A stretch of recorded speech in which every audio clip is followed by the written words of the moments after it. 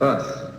We want to talk right down to earth in a language that everybody here can easily understand. We all agree tonight, all of the speakers have agreed that America has a very serious problem.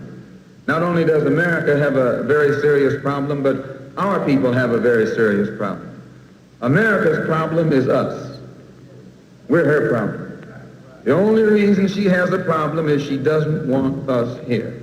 And every time you look at yourself, be you black, brown, red, or yellow, a so-called Negro, you represent a person who poses such a serious problem for America because you're not wanted.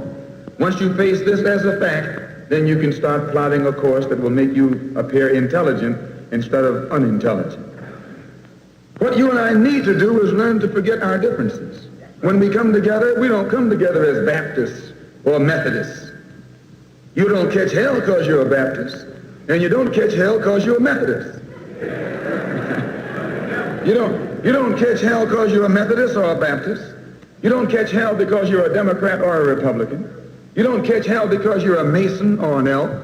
And you sure don't catch hell because you're an American, because if you was an American, you wouldn't catch no hell. You catch hell because you're a black man. You catch hell, all of us catch hell for the same reason.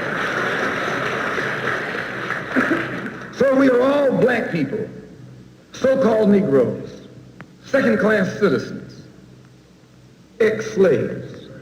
You are nothing but an ex-slave. You don't like to be told that. But what else are you? You are ex-slave. You didn't come here on the Mayflower. You came here in a slave ship, in chains, like a horse or a cow or a chicken. And you were brought here by the people who came here on the Mayflower. You were brought here by the so-called pilgrims or founding fathers.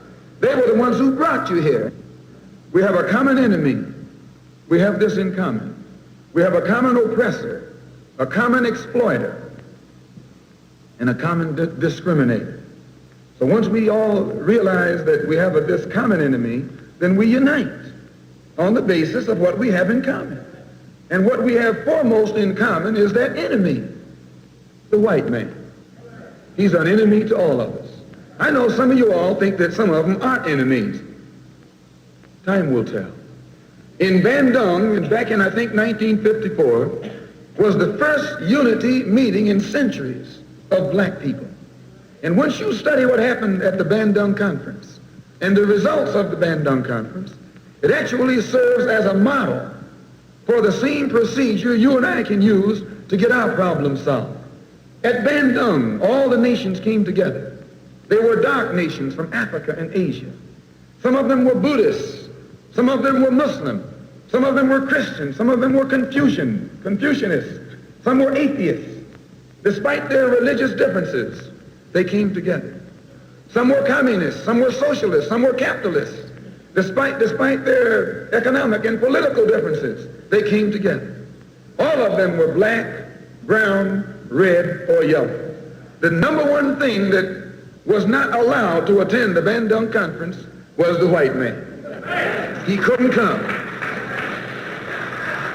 Once they excluded the white man, they found that they could get together.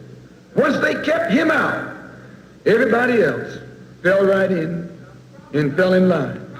This is the thing that you and I have to understand. And these people who came together didn't have nuclear weapons. They didn't have jet planes.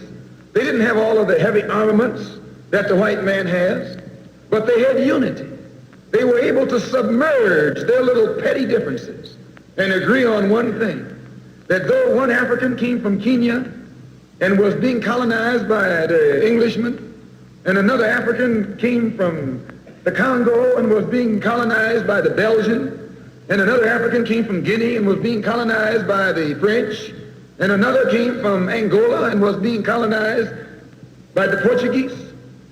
When they came to the Bandung Conference, they looked at the Portuguese and at the Frenchmen and at the Englishmen and at the other Dutchmen and learn or realize that the one thing that all of them had in common, they were all from Europe. They were all Europeans, blonde, blue-eyed, and white-skinned. They began to recognize who their enemy was. The same man that was colonizing our people in Kenya was colonizing our people in the Congo. The same one in the Congo was colonizing our people in South Africa and in southern Rhodesia. Was colonizing our people in the Congo. The same one in the Congo was colonizing our people in South Africa and in southern Rhodesia and in Burma and in India and in Afghanistan and in Pakistan. They realized all over the world where a dark man was being oppressed, he was being oppressed by the white man. Where the dark man was being exploited, he was being exploited by the white man. So they got together under this basis that they had a common enemy. And when you and I here in Detroit and in Michigan and in America, who have been awakened today, look around us, we too realize here in America, we all have a common enemy. Whether he's in Georgia or Michigan, whether he's in California or New York, he's the same man. Blue eyes and blonde hair and pale skin. Same man.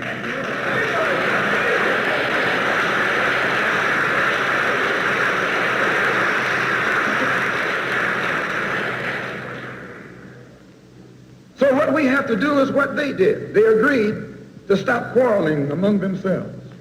Any little spat that they had, they'd settle it among themselves. Go into a huddle. Don't let the enemy know that you got a disagreement. Instead of us airing our differences in public, we have to realize we're all the same family. And when you have a family squabble, you don't get out on the sidewalk. If you do, everybody calls you uncouth, unrefined,